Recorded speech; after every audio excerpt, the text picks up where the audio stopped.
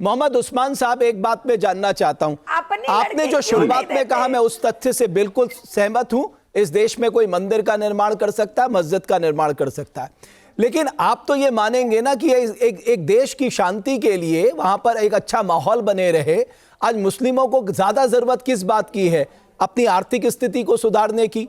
अभी सैयद आमिर, मुझे मेरे सहयोगी जो है सैयद, वहां पर जो मुस्लिमों की सोशल, इकोनॉमिक और एजुकेशनल स्टेटस है, जरा उसके बारे में बता दीजिए। आप तो इतने दिनों से वहां घूम रहे हैं। उसके बाद मोहम्मद उस्मान साहब से मैं जवाब ले लूंगा।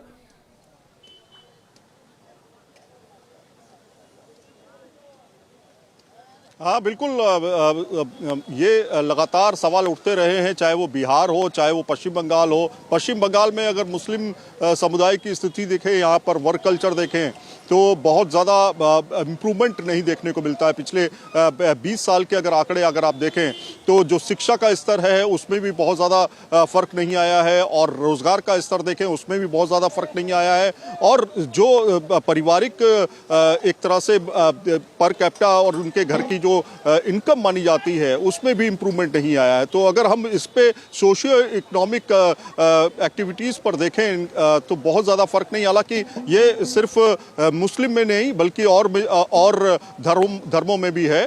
तो ज़रूरत आज किस चीज़ की है? ज़रूरत है आज आपको शिक्षा की, ज़रूरत है आज आपको स्वास्थ्य की, ज़रूरत है आज आपको बेहतर इंफ्रास्ट्रक्चर की। ये ज़रूरत सबसे ज़्यादा है। क्या उस पर ध्यान दिया जा रहा है? क्या सिर्फ वो गरीब वही तो कह रहा हूं, जो एक बड़ी संख्या में हुमायूं कबीर यहाँ का प्रतिनिधित्व करते हैं, इनको ये सब दिखाई नहीं दे रहा था? मोहम्मद उस्मान साहब, आज जरूरी क्या है? आर्थिक स्थिति अच्छी हो, बच्चे अच्छे स्कूलों में पढ़े, उन्हें अच्छी शिक्षा मिले, वो अपने रास्ते में आगे मजबूत हों, उनका करियर बेहतर बने। हम क्यों इस पे पढ़ते हैं मोहम्मद उस्मान साहब? बिल्कुल, आपने बहुत अच्छी बात कही है, लेकिन एक चीज यहां साध्वी जी का जवाब देने से रह गई थी। मैं जानबूझकर उस पर करते हुए इस सब चीज पर बात दीजिए सर, दीजिए। उन्होंने एक बड़ी खास बात कही कि हमें गर्व है आज हमने जो कुछ किया था, 6 दिसंबर को हमने जो किया था। मेरे देश के कानून में सुप्रीम कोर्ट ने जिस अमल को गैर कानूनी बताया, कानून पर हमला बताया, उस पर भी गर्व प्रकट करने वालों के खिलाफ यहां कुछ नहीं होगा। यह है सबसे बड़ी समस्या।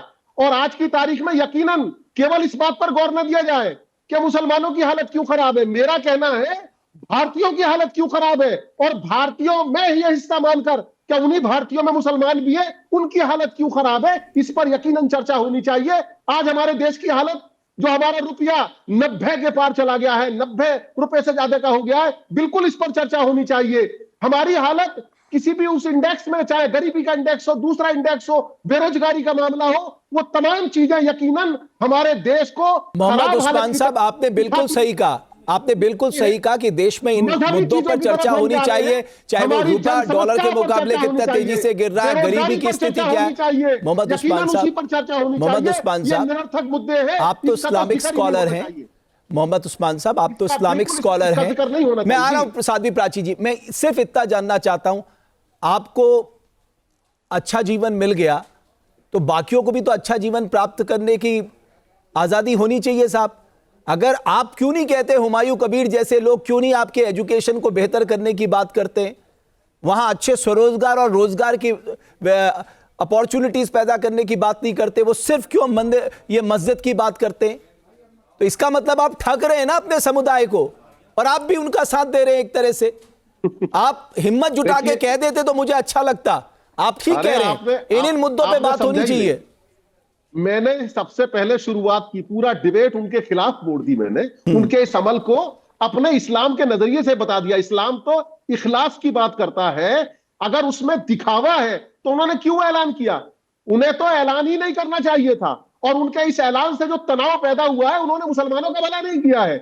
मुसलमान यहां अल्पसंख्यक है, कम गिनती में है, और बहुसंख्यक समाज को अगर वो इकट्ठा करने का काम कर रहे हैं तो वो मुसलमानों का भला नहीं कर रहे हैं, उनके खिलाफ तो नफरत केवल अल्पसंख्यक। आप अल्पसंख्यक मत कहिए, अल्पसंख्यक केवल मुसलमान ही नहीं है साहब, और भी बहुत लोग हैं यहाँ पर। अरे मैं आप सेकंड में, वो मेरे जिस वर्ग से है, मुस्लिम अल्पसंख्यक की बात कर दूं, चलिए, मुस्लिम अल्पसंख्यक का वो भी प्रतिनिधित्व करते हैं, तो वो हमारा भला नहीं कर रहे हैं। अरे जो मस्जिदें बनी हुई है, गौर करें, केवल नमाजी जुमे के दिन जाते हैं मस्जिद में। नमाज पढ़ना तो 5 वक्त पढ़ना है मुसलमान को, तो वो बाकी फजर में, जोहर में, असर में जो रोजाना की नमाजें हैं 5 वक्त की, वो उनमें क्यों नहीं जाता?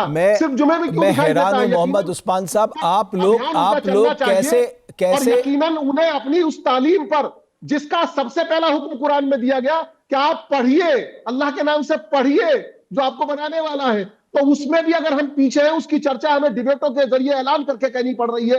ये करना पड़ रहा है। दूसरे लोग एक साध्वी प्राची कुछ कह रही है, उसके बाद मैं फैज साहब के पास आऊंगा। साध्वी प्राची जी, बट मैं एक निवेदन करना चाहता हूं, हमारे मन से कोई ऐसी बात ना की जाए जिससे किसी समुदाय को ठेस पहुंचे। कोई ऐसी बात नहीं की जाए किसी व्यक्ति विशेष को ठेस पहुंचे। हम सब लोग एक हैं, भारत के रहने वाले हैं। यहां विचारों का आदान प्रदान हो रहा है, एक दूसरे के विचारों के खिलाफ हम जा सकते हैं। कोई ऐसी बात नहीं जिससे किसी को ठेस पहुंचे।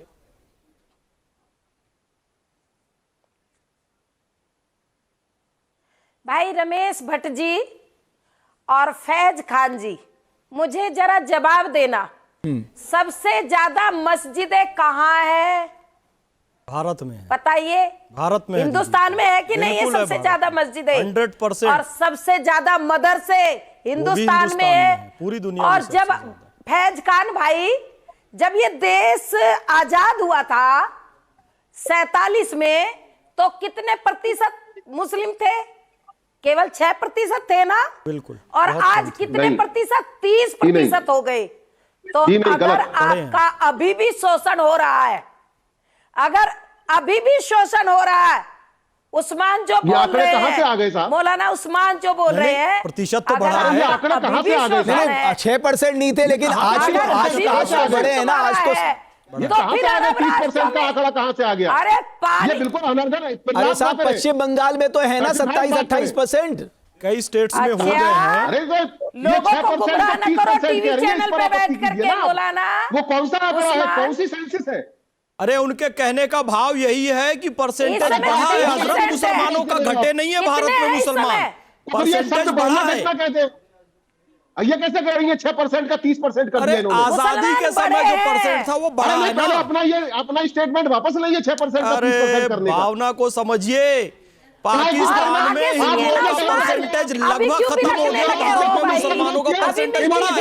ये भाव है केवल। हम इस देश का कानून नहीं तोड़ने देंगे, देश के कानून को तोड़ने की और उस पर फख्र करने की किसी को इजाजत नहीं देंगे। उस्मान, मैं पूछना चाहती हूँ, मौलाना उस्मान से पूछना चाहती हूँ, केवल पाकिस्तान में कितने प्रतिशत थे आजादी के समय? मुझे पाकिस्तान से कोई मतलब नहीं। कितने प्रतिशत थे बताइए उस्मान, आप ही बताइए। मैं यहाँ की बात करूंगा, मौलाना यहाँ की बात करूंगा। ये मेरा देश है, मेरा भारत। हिंदुस्तान में कितने थे? आज केवल 1% भारत है। 1% मैं यहाँ की बात करूंगा, मैं यहाँ की अर्थव्यवस्था की बात करूंगा, यहाँ के पिछड़ेपन की बात करूंगा, यहाँ की जन समस्याओं की बात करूंगा, यहाँ की स्वास्थ्य सुविधाओं की बात करना चाहता हूँ। यहाँ में पढ़ाई लिखाई बात करके जिन्ना और इकबाल पाकिस्तान ले लिया था। मोहम्मद, एक सेकंड, मोहम्मद उस्मान साहब, सबसे ज्यादा आप फैज भाई को देखिए। पाकिस्तान से कोई मतलब नहीं। मोहम्मद उस्मान साहब, कुछ नहीं है। मोहम्मद उस्मान साहब, देश उड़ा देगा। मोहम्मद उस्मान साहब, आपसे अच्छे तो फैज भाई हैं। देखो, आज साध्वी प्राची भी उन्हें पसंद कर रही हैं।